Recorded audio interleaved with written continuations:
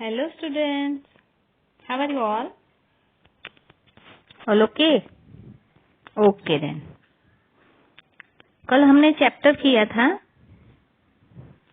आज question answer करेंगे हम पार्ट 8 के। Take out page 65। पहला क्वेश्चन है, भगत सिंह ने अपने पिता को पत्र क्यों लिखा?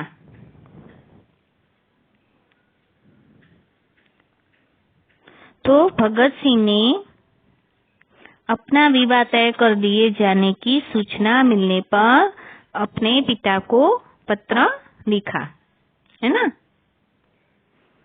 ठीक है। दूसरा है, भगत सिंह को पिता की किस बात पर आश्चर्य हुआ?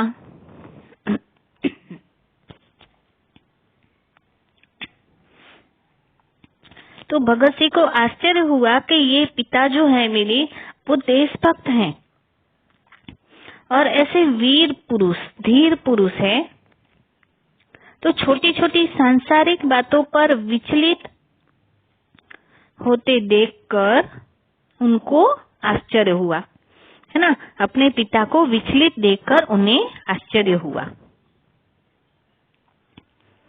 तीसरा है, भगत सिंह विवाह क्यों नहीं करना चाहते थे? तो भगत सिंह स्वदेश के लिए अपना सर्वस्व अर्पित करने की दृढ़ भावना के कारण वो विवाह नहीं करना चाहते थे। चौथा है, भगत सिंह के दिल की कौन सी हसरत अधूरी रह गई? भगत सिंह के दिल की कौन सी हसरत यानी इच्छा अधूरी रह गई? तो भगत सिंह के दिल में देश और मानवता के लिए कुछ करने की हसरत थी, वो अधूरी रह गई, है ना? क्यों हुई थी? क्योंकि उन्हें फांसी होने वाली थी, है ना?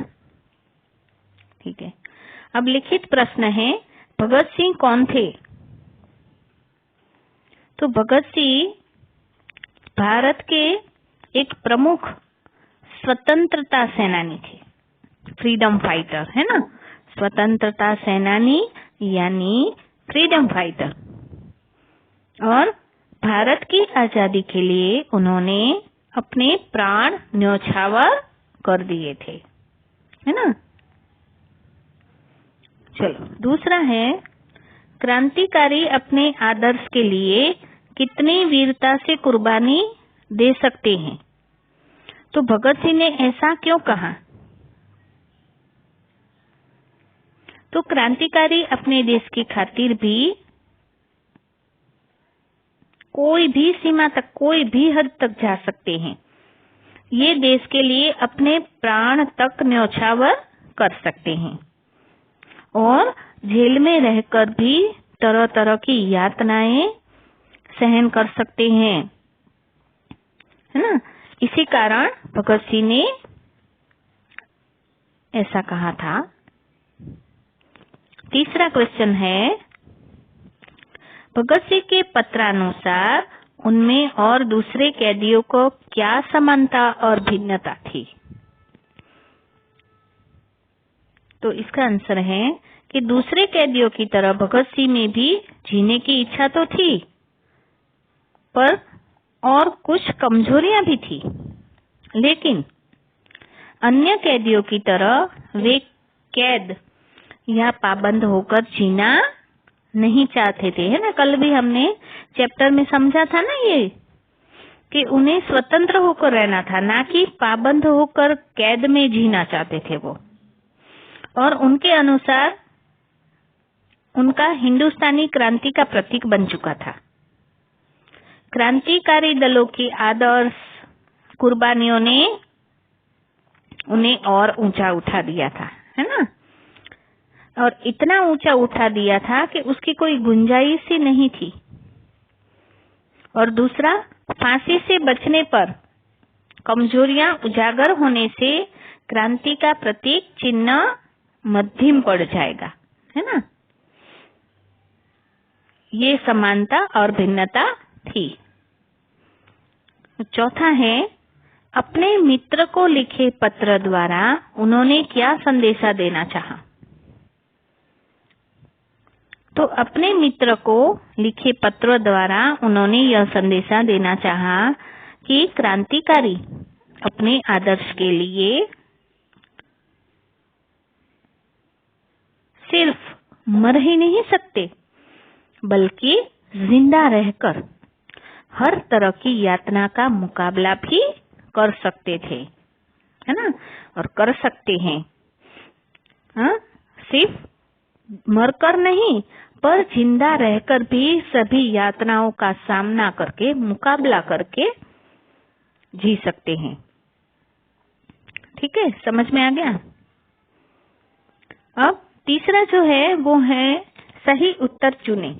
चलो एमसीक्यू है, मैं आपको पूछूंगी, ठीक है। चलो, भगत सिंह अपने को सफल तब समझेंगे जब क्या आएगा, मैं ऑप्शन बताती हूँ। उन्हें फांसी से मुक्ति मिले, देश को आजादी मिले, उन्हें कैद से छोड़ दिया जाए। चलो बताओ आंसर क्या आएगा। क्वेश्चन रिपीट करो।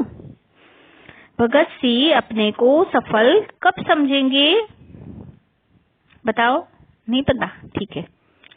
तो देश को आजादी मिल जाएगी तब, है ना, तभी तो वो सफल कहलाएंगे ना, जब देश को आजादी मिलेगी, है ना।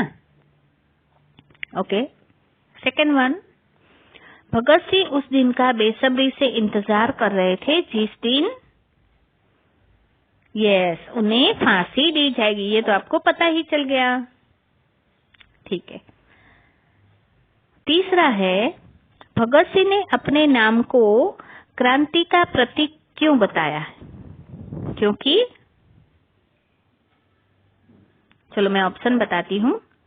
वे साम्राज्यवाद को समाप्त करना चाहते थे, वे एक महान क्रांतिकारी देशभक्त थे, या वे भारतीय माताओं के लाडले थे। नहीं पता, ठीक है। आंसर आएगा वे एक महान क्रांतिकारी देशभक्त थे, इसीलिए उन्होंने अपने नाम को क्रांति का प्रतीक बताया है। ठीक है, समझ में आ गया। ओके देन, आज इतना ही करेंगे, दूसरा नेक्स्ट